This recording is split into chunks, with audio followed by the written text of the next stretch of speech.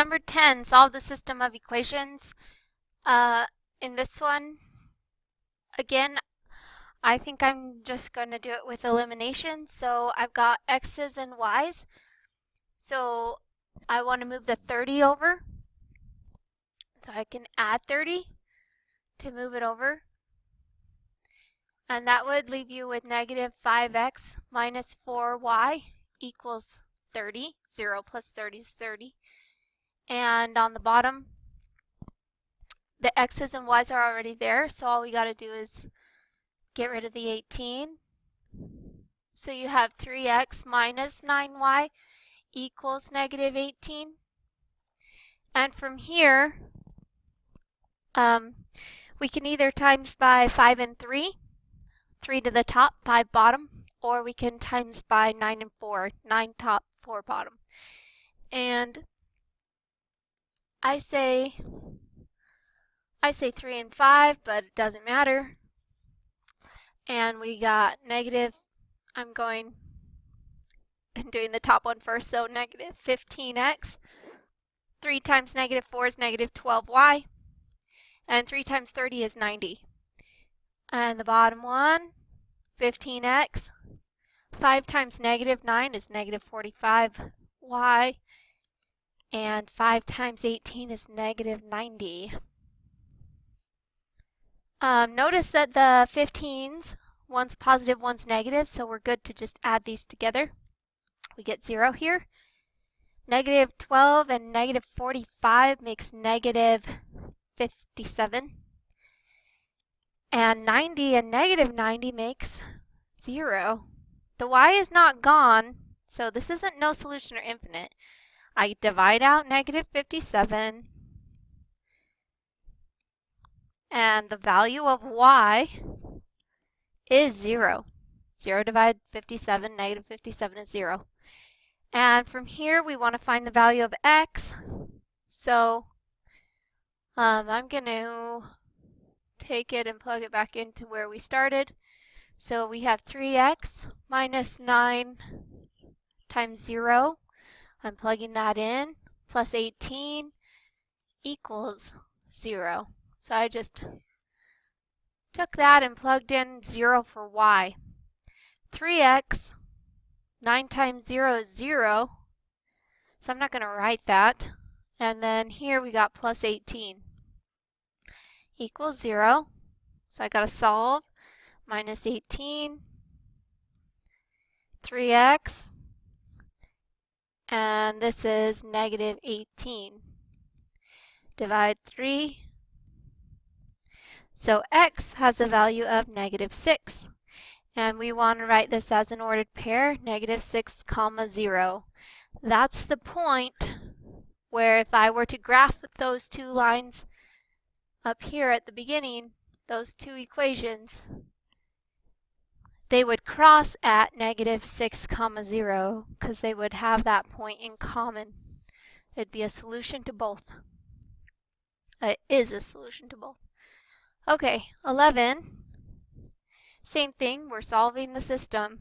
So, yeah, I would probably, I'm going to go with elimination again. So, the top one, notice x and y's are together and the numbers on the other side, so that one's good to go. Although I think you probably prefer to see it as negative 5x plus 11y equals negative 4. However, the bottom one, the x's are over here, but the y's are over here. So I'm going to move my y's over so that they're with the x's. And I have 8 alone now. 15x minus 33y. So I'm going to write 15x minus 33y equals 8. I can times the top by 5, or top by 15, bottom by 5, or I could do 33 and 11. But because I know that if I times by 3 to the top, I know that'll get me 3 times 5 is 15. So I'm just going to times by 3. 3 times 5 is 15, negative 15. 3 times the 11 is 33, positive 33. And 3 times negative 4 is negative 12. Our 15s are positive and negative, so we can go ahead and add this up. 15 and negative 15, negative 33 and 33 is 0 again. And then over here we've got negative 4. Negative 4 and 0. Does 0 equal negative 4? No, they are not the same. They are not exactly equal. So the answer here is no solution. Therefore, if I go to graph those two equations, they would turn out to be parallel lines because there's no point, there's no xy that you can plug into both and make it equal on both. It won't happen. Okay, next. Suppose you are starting an office cleaning service. You've spent $315 on equipment to clean an office. You use $4 worth of supplies and you charge $25 per office. Write and solve in a system of equations to represent how many offices you must clean to break even. So the cost of starting this business, I have to spend $315, but then I also have to spend $4 worth of supplies for every office I'm cleaning. So I'm going to put plus for x. So x would be the offices, the number of offices that are being cleaned. And so that's the cost. And then you charge $25 per office. So this is actually, technically it'd be our income, right? Or how much we would make, not the profit. Profit we'd have to subtract off what we spent, but we make, it says 25 per office. So you're going to make $25 per office. We called that X, per office. And so it said write and solve a system. So we wrote the system because we've got two equations. That's our system. And it says when to represent how many offices you must clean to break even. So how do we know when we break even? So that would be when the amount of money that we're putting out is equal to the amount of money that we are making or bringing in. So we are going to set these equal.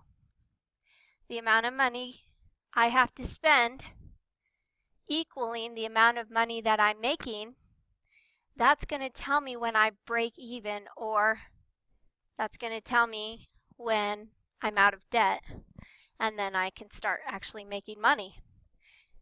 So you want to get your x's together on the same side. You got them on both sides. We got to move the 4x over, so subtract out 4x.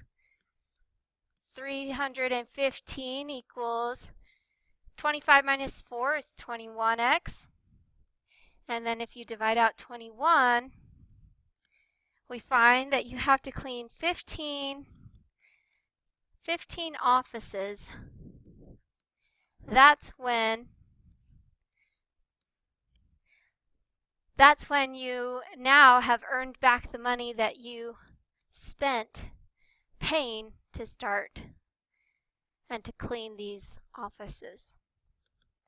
Okay, next one. At Tuacahn, Disney's Beauty and the Beast costs $79.50 for premium seats and $46.50 for area 4. If Tuacahn brought in $19,377 for just those sections in one night, How many of each seating type was sold if 300 tickets were sold that night?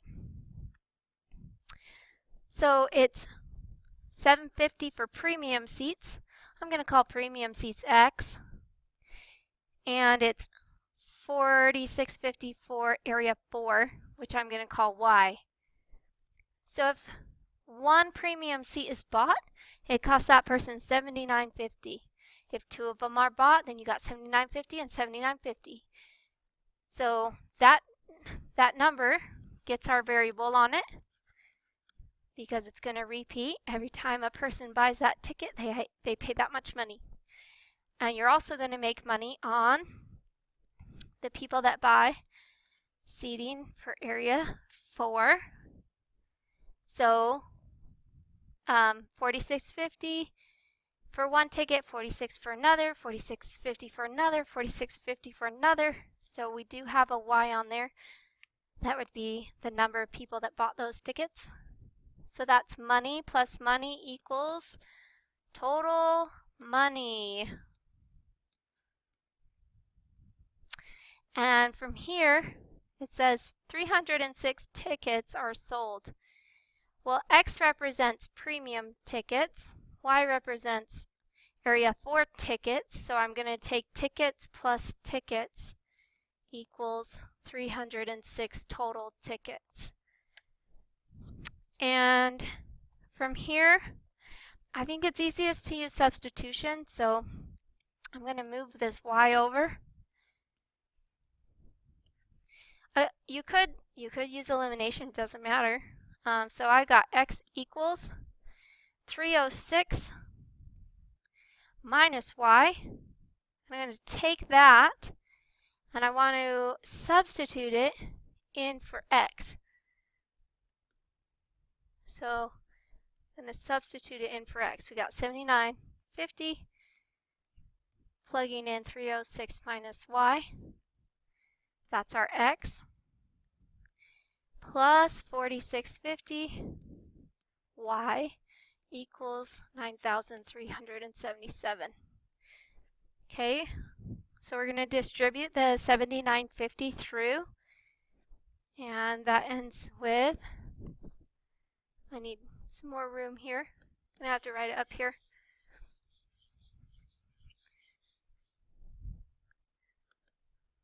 Okay, so that would give us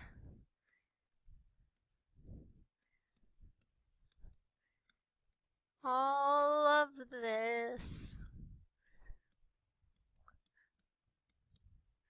after I distribute.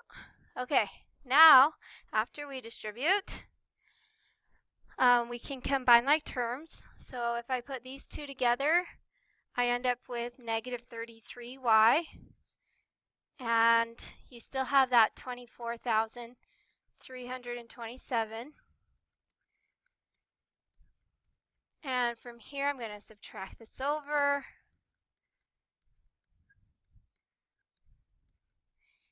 And that's going to leave me with 0 here. I got negative 33y equal to negative 4,950.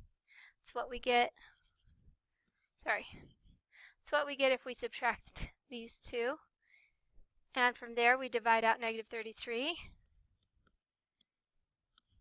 So y is equal to 150 seats. And y represented area 4. So those would be area 4 seats. 150 of those. Well, we know that 306 tickets were sold. So if there's 154 seats, area 4 seats, then 306 subtract out the 150 will give us how many premium seats? And that turns out to be 156 premium seats. All right, so that is our answer. 156 premium seats and 150